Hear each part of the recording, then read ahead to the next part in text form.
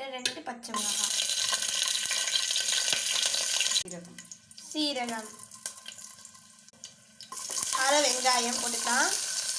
கொஞ்சம் இஞ்சி பூண்டு நல்லா போட்டுக்கலாம். இதை நம்ம ப்ரௌனிஷ் கலரில் வதக்கிக்கலாம். இந்த மாதிரி நம்ம கோல்டன் ப்ரௌன் கலரில் வறுத்ததுக்கப்புறம் தக்காளியெல்லாம் ஆட் பண்ணிக்கலாம். இப்போ தக்காளியெல்லாம் ஆட் பண்ணதுக்கப்புறம் நம்ம வறுத்துக்கலாம். இப்போ வதக்கிக்கிட்டு இருக்கும்போதே உப்பும் சாம்பார் பொடியும் ஆட் பண்ணிக்கலாம். உங்களுக்கு தேவையான அளவு உப்பு ஆட் பண்ணிக்கோங்க. அதே மாதிரி 1 ஸ்பூன் சாம்பார் தூள் ஆட் பண்ணிக்கோங்க. மஞ்சத்தூளும் கொஞ்சம் ஆட் பண்ணிக்கலாம். நம்ம 1.5 கிளாஸ் அரிசியும் 1 கிளாஸ் பருப்பும் ஆட் பண்ணோம். மொத்தம் 2.5 கிளாஸ் அப்படின்றனால நம்ம தண்ணியை 5 கிளாஸாக ஊற்றிக்கலாம். நாங்கள் சொன்ன அளவில் அரிசி எடுத்து கழுவிக்கோங்க. கழுவிட்டு இதில் ஆட் பண்ணிக்கலாம்.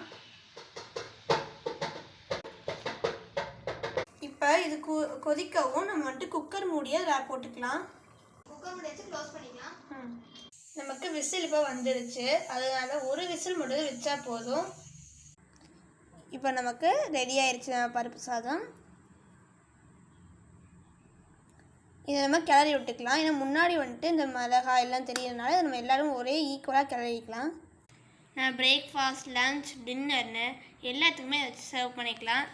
ரொம்பவே டேஸ்ட்டாகவும் இருக்கும். இந்த டிஷ்ஷு பேச்சுலர்ஸ்க்கும் ரொம்ப ஈஸியாகவே இருக்கும்.